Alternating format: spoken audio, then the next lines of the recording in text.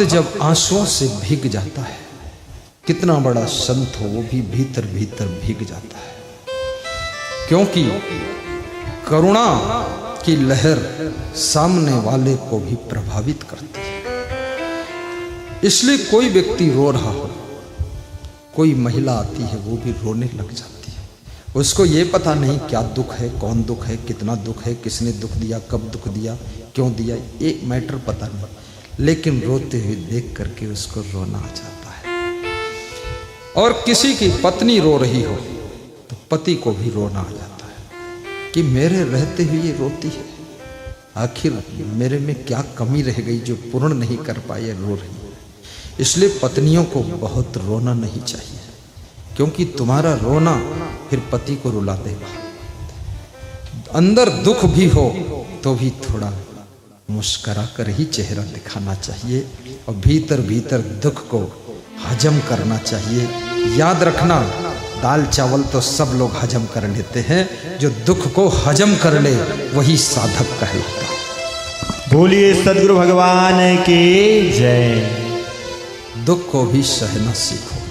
दुख बहुत है संसार में, और दुख आए तुम दुखी ना हो तो तुम्हारे लिए कोई दुख ही नहीं है। कांटे बहुत हैं संसार में, लेकिन कांटे की दर्द को जो सह लेता है वो कांटों की राह पर भी मुस्कुराता रहता है। घर घर में पीड़ा है, घर घर में रावण है, घर घर में मेघनाद है, घर घर में कोई कुंभकर्ण है। जो ज्यादा सोता है वो कुंभकर्ण है, जो समझाने से भी गरजता है, क्या समझ रखा हम, तो मेघनाद है। जो उल्टा पलटा गलत फलत करता है वो रावण है। और जो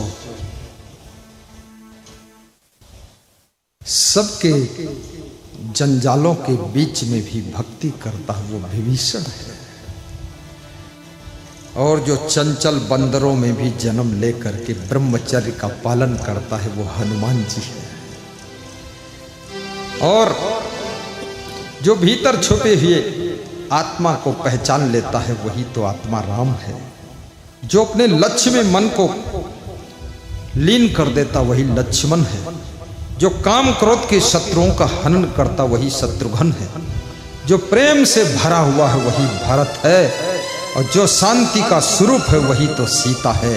जो कार्यों में कुशल है वो कौशल्या है। जो कई के कहने और बहकाने में आ जाए वो कैकेयी है। जो सुंदर मित्र बनाना जानती हो सुमित्रा है। और 10 इंद्रियों का रथ ये शरीर ही 10 रथ है। ये सब सोचो, रामचरितमानस को भी अपने जीवन पर थोड़ा घटित करके देख लीजिए तो कबीर साहब के पद का भी मैंने गायन किया है।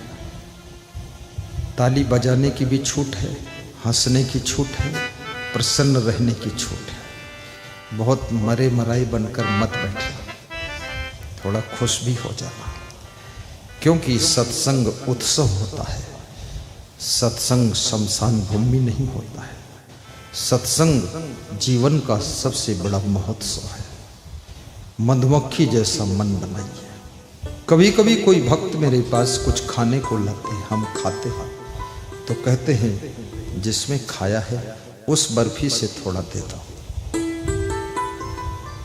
तो मैं सोच रहा हूं मुझे ये मधुमक्खी समझ रहे हैं, मधुमक्खी का जूठा सब खा लेते। वास्तव में मधुमक्खी बनना छोटी मोटी साधना नहीं, बहुत बड़ी साधना है। मक्खी तो सारा संसार है ही, पर मक्खी से प्रोग्रेस करके तो मधुमक्खी बनो। घर घर में मधुमक्खी जैसे स्वभाव की आवश्यकता है।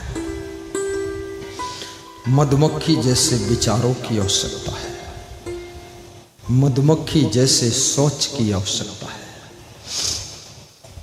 तो कबीर साहब के पद की पहली पंक्ति कह रही है, राम न रमस कौन दंड लागा। हे मनुष्य, तू राम में क्यों नहीं रमता है? तुझे कौन सा दंड लगा है, अर्थात तुझे कौन सा पाप लगा है जिसके कारण तू राम में रमण करने से दूर भागता है। मर जैवे का करीबे अभागा, जब तू मर जाएगा हे अभागा इंसान, तब तू क्या करेगा?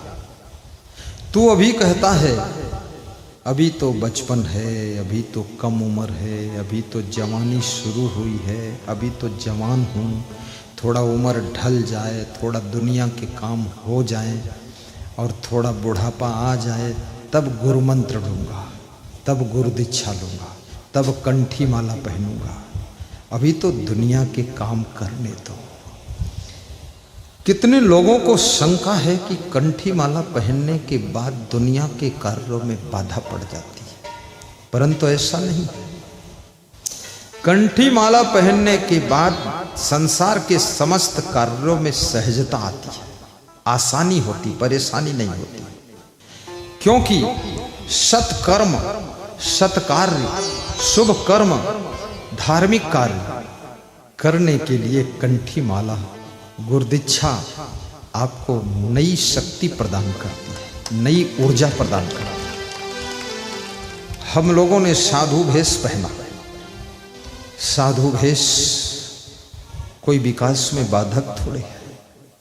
विकास में बाधक तो आलस्य है, विकास में बाधक तो मनमानी है, विकास में बाधक तो क्रोध है।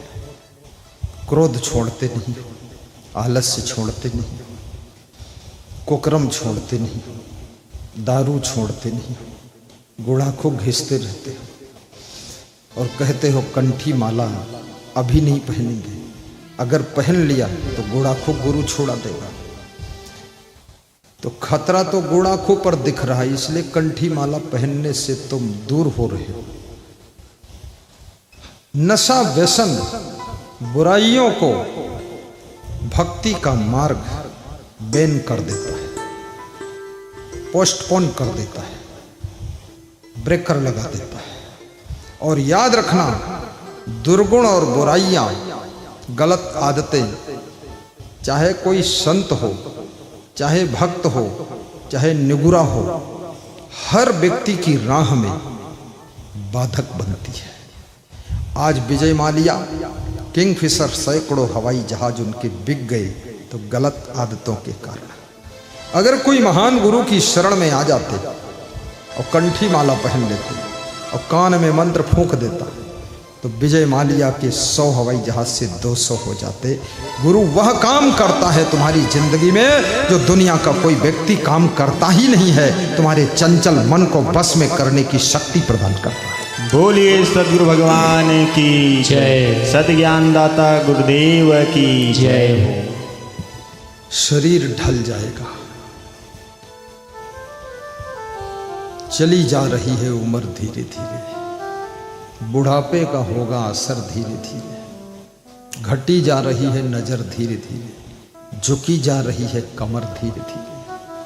ये धीरे धीरे धीरे धीरे सब हो रहा है, होता जा रहा है, हो रहा, हो चुका है, हो जाएगा, पूरा कंप्लीट हो जाएगा। एक दिन टटोलोगे दिखेगा कुछ नहीं, और जब तक दिखता है तब तक खुद को देखा ही नहीं, दुनिया में वो देखा जिसको देख देख कर जिंदगी बिगाड़ दिया। जब तक सुनाई देता है तो वो सुनते रहे जिसको सुनना नहीं चाहता था, सुन सुन करके मन खराब कर दिया।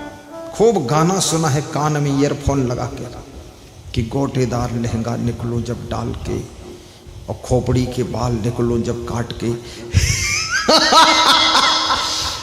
जो सुनने के लिए कान मिले थे वो सुना ही नहीं, और जो नहीं सुनना चाहिए था सुनते सुनते जिंदगी गुजारती।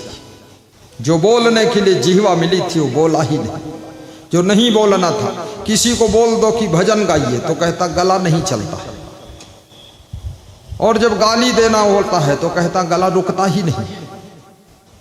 कितना गला फंसा फंसाया हो, खांसी खोसी हो, गाली देने में खांसी भी नहीं आती लोगों को, भजन गाने में बड़ी खांसी आती, सर्दी जुकाम होता।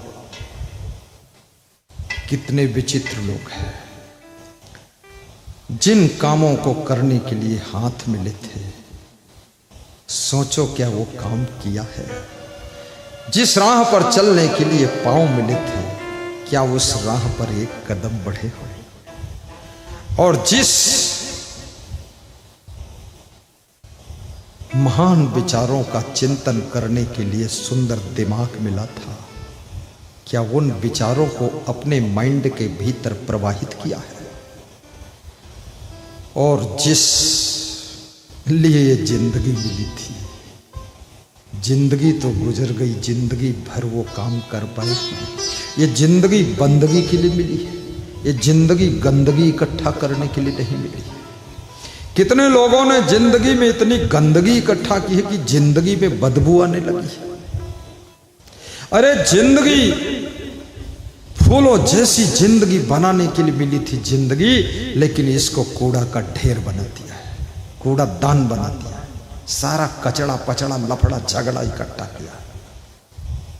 और लड़ाई हमेशा राम रावण की होती है, राम राम की लड़ाई कभी नहीं होती। राम रावण लड़ते हैं, एक सच्चा पक्ष है, दूसरा तुच्चा लुच्चा पक्ष है। अब लुच्चा से सच्चा लड़ रहा है, ऐसा झंझट फंसा हुआ। जिंदगी भर काम करते रह गए, हम गुरु के दर्श को तरसते रह गए और सबसे कहते रह गए कि फुर्सत नहीं है जिंदगी में। और यही कहते कहते एक दिन चुपके से मर गए। लाश पड़ी थी, लाश से कबीर ने पूछा कि अब तो भक्ति कर लो। तो लाश के बच्चों ने कहा कि ये मर गए, अब इनसे भक्ति के लिए क्या बता रहे। तो कबीर ने कहा तुम तो जिंदा बच गए, अब तुम ही कर लो भक्ति। अब कहां चले हो अकेले मीता, उठो न करो न घरो की चिंता। कबीर साहब के आश्रम के पड़ोस में कोई गृहस्थ रहता था, रोज भेंट हो जाती थी। कबीर साहब कहते रहते थे कि ये भक्ति कर लो, उम्र बहुत हो गई है, अब गुरु मंत्र ले लो। तो बोलता था फुर्सत नहीं है, टाइम नहीं है, काम बहुत है, गृह कारज नाना जंजाल। वो उल्टे कबीर साहब को रामायण की चौपाई सुना देता था कि गृह कारज नाना जंजाला। कहाँ फुर्सत है महाराज, तुम साधु संत ठहरे भक्ति वक्ति की बात करते हो। कबीर मुस्करा देते थे, कबीर हंसते भी बहुत थे। अब कबीर पंथी हंसे न हंसे वो जाने, लेकिन कबीर कहते मोहि सुन सुनिया वही हंसी। कबीर को हंसी आती है। और कबीर ये भी कहते थे कि कान न मूंदो आँख, कान न रूंधो आँख न मूंदो, काया कष्ट न धारो, और खुले नयन हंसी हंस पहचानो, सुंदर रूप निहारो। हंस हंस, कबीर कहते हंस हंस कर स्वरूप को पहचानूंगा, आत्मज्ञान को समझूंगा, हंस हंस कर। धर्म का रास्ता हंसता हुआ पथ है, भक्ति का मार्ग मुस्कुराता हुआ मार्ग है। इसमें मुंह ऐठने का कोई काम ही नहीं है। लेकिन बहुत लोगों ने मुंह ऐठने को ही परम साधना मान लिया। टेंशन में बैठे रहो ऐसे दुखी होकर। मैं तो ऐसा दुखी होकर बैठ ही नहीं पाता। हमको तो अकेले में भी बहुत हंसी आती है, जितना बेईमानों को याद करता तो बहुत हंसी आती चंडालों कि कितने धूर्त लोग हैं संसार। कृष्ण गीता में कहते हैं धूर्ता भवति मनुष्य, ये मनुष्य कितना धूर्त है। हमेशा जिंदगी में नुकसान भी होगा, लेकिन हंस करके नुकसान को स्वीकार करो। जिंदगी में तुमको कोई परेशान भी करेगा, लेकिन मुस्कुराकर उसकी परेशानी को एडजस्ट करो। यदि तुम रोने लग गए, यदि तुम दुखी हो गए, यदि तुम टेंशन में आ गए, बस उसी क्षण तुम हार जाओगे। याद रखना, लोग जो भी तुम्हारे साथ में करते हैं इसलिए कि तुम दुखी हो जाओ, तुम परेशान हो जाओ, तुम पीड़ित हो जाओ, तुम टेंशन में आ जाओ। लेकिन यदि फिर भी तुम टेंशन में नहीं आते हो तो टेंशन देने वाले टेंशन में आ जाते हैं कि इतना सब कुछ दुष्टता कर लिया, फिर भी इस पर कोई असर ही नहीं। असर पड़ने ही मत दो। असर उन पर पड़े जिनमें कसर है। अपने में कसर ही नहीं तो असर क्यों पड़े? कसूर तो उनका है, तुम्हारा कोई कसूर नहीं है। ये तो महिमा राम की, तुम्हारा क्या कसूर है? तो क्या सुना रहा था कबीर की कहानी। एक लाश, वो पड़ोसी मर गया, कबीर उसकी लाश के पास खड़े। कबीर बड़े मनोरंजक संत थे, कबीर मजाकिया भी थे, मजा बहुत करते थे। कबीर बहुत साहसी थे, कबीर विनम्र भी थे, कबीर हिम्मत वाले संत थे। कबीर कहते टूटे चाहे फाटे, बिना कहे भरम न जाए। कबीर कहते बिना कहे मुहि रहा न जाए, बिरही लैले कुकुर खाए। और कबीर कहते हैं साँच कहो तो मारन धावे, झूठे जगपतिया मारे। तो किसी ने कहा मत कहो साँच, चुप रहो। तो कबीर ने कहा चुप नहीं रहूंगा, बिना कहे मुहि रहा न जाए, कहूंगा जरूर। साँच कहो तो सब जग खींचे, झूठ कहा न जाए। कबीर कहते सच कहता हूं सारा जगत नाराज होता मुझसे, लेकिन झूठ में नहीं कह पाऊंगा। तो किसी ने कहा ना झूठ कहो ना सच कहो, चलो मत। तो कबीर कहते बिना कहे मुहि रहा न जाए, बिना कहे हम रहेंगे भी नहीं, कहेंगे जरूर, तो झगड़ा होगा जरूर फिर। इसलिए कबीर की 52 कसनी हुई, 52 बार उनको कष्ट दिया दुष्टों ने। कबीर जैसे महान संत को भी बहुत कष्ट मिला है। कष्ट तो देने वाले देते हैं, लेकिन लेने वाले लेते हैं कि नहीं लेते हैं, ये बात एक अलग ज्ञान की है। कष्ट देने वाले, गाली देने वाले तुमको गाली देते हैं इसलिए देते कि तुम दुखी हो जाओ, लेकिन तुम दुखी होते हो कि नहीं होते हो, ये बात तुम्हारे विवेक पर निर्भर करती है। यदि ज्ञान और विवेक की ऊंचाई पर तुम बैठे हो तो कोई कितना दुखी करने की कोशिश करे, लेकिन तुमको दुखी नहीं कर सकता है। तुम्हारा हंसता हुआ जीवन ही उसको दिखाई देगा। बोलिए सद्गुरु भगवान की जय।